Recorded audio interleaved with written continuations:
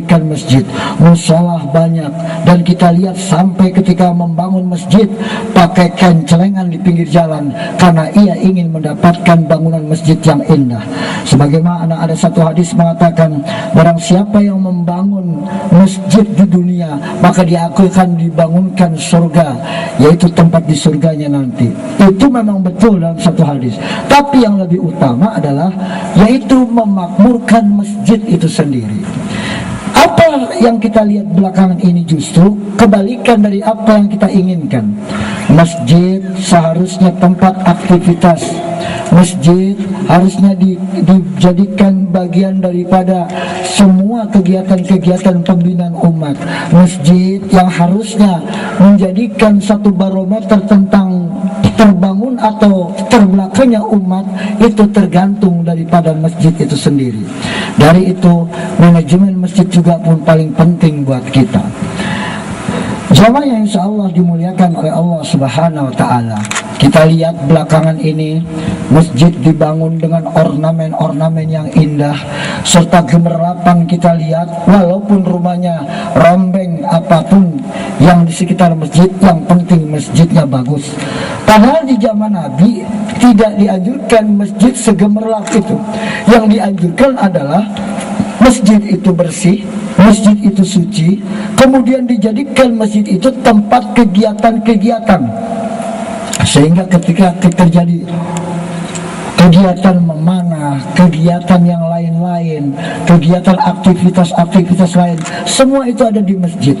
Jadi masjid bukan hanya tempat untuk salat semata-mata, yaitu ibadah ritual, tapi juga semua masjid ini dijadikan fungsinya menjadi aktivitas-aktivitas yang diharapkan bisa membangkitkan umat di kemudian hari. Dari itulah hadirin yang insya Allah dimuliakan oleh Allah Subhanahu wa Ta'ala, marilah kita ramai-ramai bagaimana memakmurkan masjid agar masjid-masjid yang dibangun oleh kita dijadikan sesuatu aktivitas untuk kita dan keluarga kita, lingkungan kita, dan itulah bagian daripada bangkitnya umat Islam di akhir zaman. Hadirin yang insya Allah dimuliakan oleh Allah Subhanahu wa Ta'ala, sudah 3 kita dapat. Pertama, akan datang satu masa nanti Islam tinggal namanya saja. Kedua, akan datang satu masa nanti Quran tinggal bacaan saja. Yang ketiga, akan datang satu masa nanti katanya masjid dibangun hanya tempat untuk ibadah-ibadah ritual saja.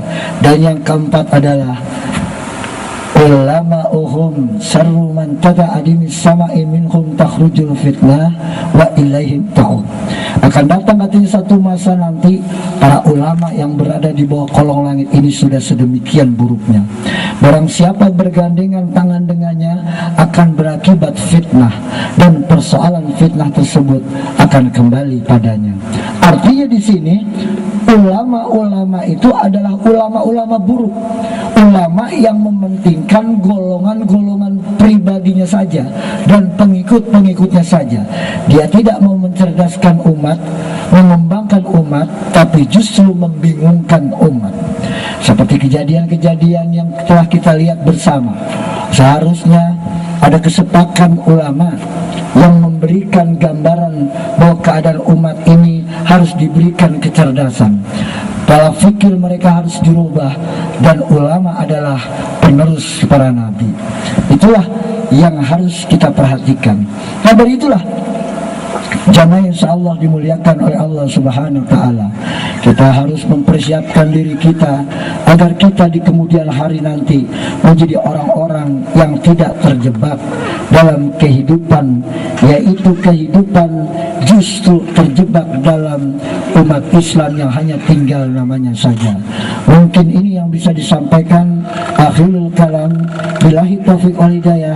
Wassalamualaikum warahmatullahi wabarakatuh. Allahumma salli wa sallim ala sayyidina wa maulana Muhammad adada ma bi'ilmillahi salatan daimatan bidawam العالمين